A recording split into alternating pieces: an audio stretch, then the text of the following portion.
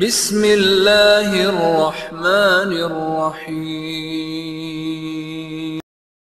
Number 1، پہلا سوال ہے فطرہ کیا رقم میں نکالا جا سکتا ہے؟ سنت کیا ہے؟ بھائی سنت تو وہی ہے جو اللہ کے نبی علیہ السلام نے فرض کی ہے۔ فرض رسول اللہ صلی اللہ علیہ وسلم زکوٰۃ الفطر صاعا من طعام، یہ ہے فرض۔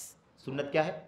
اللہ کے نبی صلی اللہ علیہ وسلم نے زکوٰۃ الفطر میں ایک صاع فرض کیا ہے، ایک صاع جس کی مقدار 3.25 کلو، 3 کلو، 2 کلو 600 گرام، 50 گرام یعنی 2 کلو 650 گرام۔ یہ صاع جو برتن ہوتا تھا، صاع مدنی اور صاع عراقی کا فرق ہے۔ صاع مدنی اور صاع عراقی وہ ہے نا ٹکڑے، لوہے کے پتھروں کے ٹکڑے جوڑ کر کے اسے پیٹ کر کے لوہار بنایا کرتے تھے، تو کبھی کچھ چھوٹا ہو جاتا تھا، کبھی کچھ بڑا ہو جاتا تھا۔ تو عراق کا جو صاع تھا وہ تھوڑا سا چھوٹا تھا بالمقابل مدینے کے صاع کے، اسی لیے یہ فرق پڑ رہا ہے۔ کوئی کہتا ہے 2.5 کلو، کوئی کہتا ہے، کچھ لوگوں نے علامہ ابن عثیمین وغیرہ نے ہے نا کسی صاع کی مقدار 2 کلو 40 گرام بھی بتلائی ہے۔ تو ہمیں اگر صاع اللہ کے نبی نے فرمایا ہے تو صاع مدنی کی رعایت کرنا سب سے زیادہ بہتر ہے، اور اللہ تعالیٰ کی راہ میں 100 گرام زیادہ چلا جائے یہ زیادہ بہتر ہے۔ تو بہرحال 3.25 کلو سے 3 کلو کے بیچ میں ہمیں کیا کرنا چاہیے؟ زکوٰۃ الفطر ادا کرنا چاہیے۔ جو ہم روزمرہ کھاتے پیتے ہیں ان سامانوں میں سے گیہوں ہے، چاول ہے، دال ہے، مثال کے طور پر جو عام کھانے والی غذا ہے، اس میں سے تو فطرے کی رقم نکالا۔ رقم نکالنا اللہ کے نبی علیہ السلام کی سنت نہیں ہے۔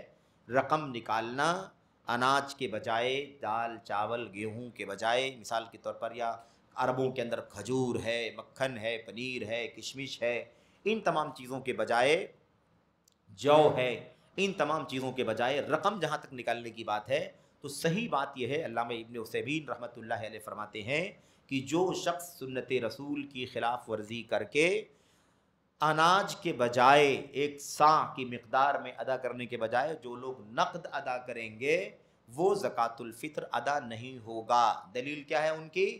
کہتے ہیں من احدث فی امرنا ھذا ما لیس منہ فہو رد، من عمل عملا لیس علیہ امرنا فہو رد۔ اللہ میرے رسول فرماتے ہیں جس نے ہمارے دین میں کوئی نئی چیز نکالی، وہ جو حدیثیں ہم سنتے ہیں صحیح مسلم کی، جس نے ہمارے دین میں کوئی نئی چیز نکالی جس پر ہمارا حکم نہیں، وہ قابل قبول نہیں ہے۔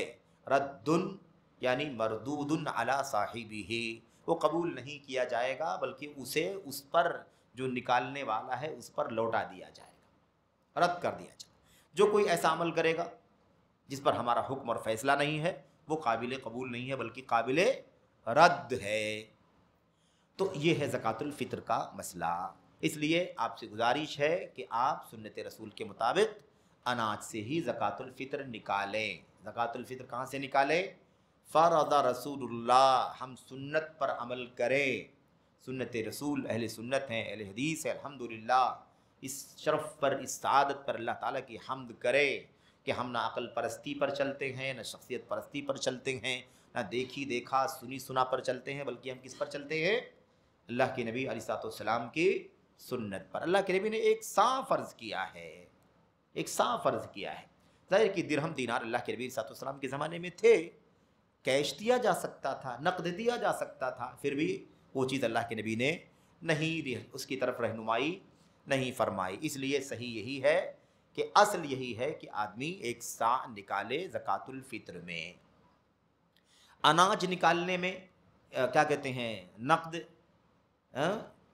رقم نکالنے میں کئی مشکلات بھی ہیں، رقم نکالنے میں کئی مشکلات بھی ہیں۔ رقم نکالنے میں کس چیز کی رعایت کریں گے؟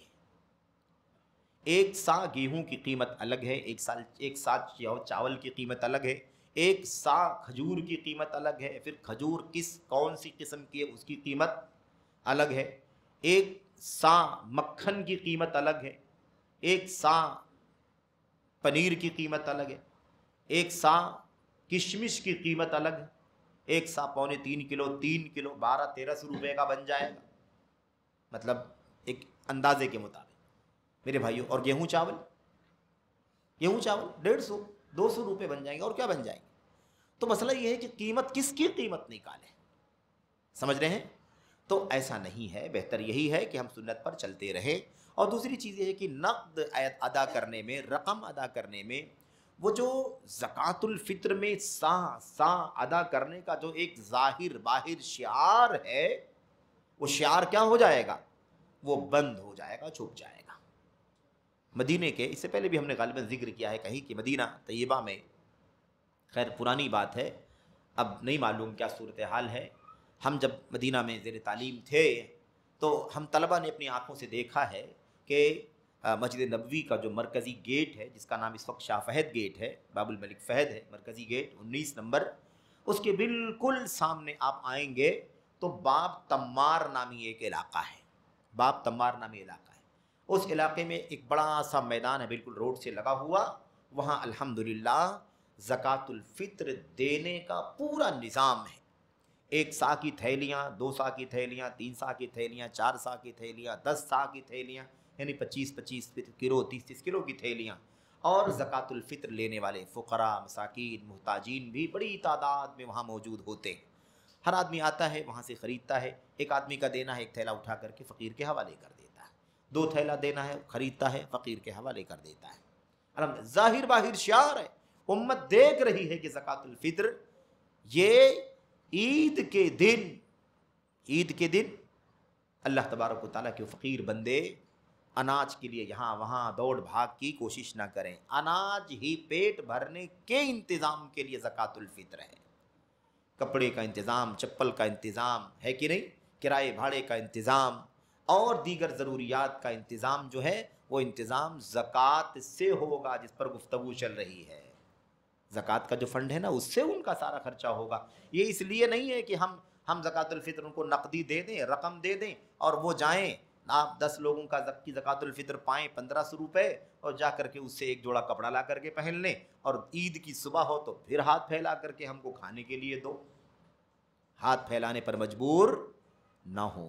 زکوٰۃ الفطر کا مقصد کپڑے، غلے اور اس کے علاوہ میرے بھائی جوتے، چپل اور دیگر ضروریات نہیں ہے۔ اس کا مقصد کیا ہے؟ طعمہ للمساکین، مسکینوں کے لیے خوراک فراہم کرنا مقصد ہے۔ اسی لیے اللہ کے نبی نے سا جو فرض کیا ہے وہ کھانے پینے کے سامانوں سے فرض کیا، سمجھ رہے ہیں؟ اس لیے یہ ہے، تو سنت یہ ہے میرے عزیزوں اور بھائیوں، اور رقم نہ نکالیں کیونکہ سنت یہ نہیں ہے۔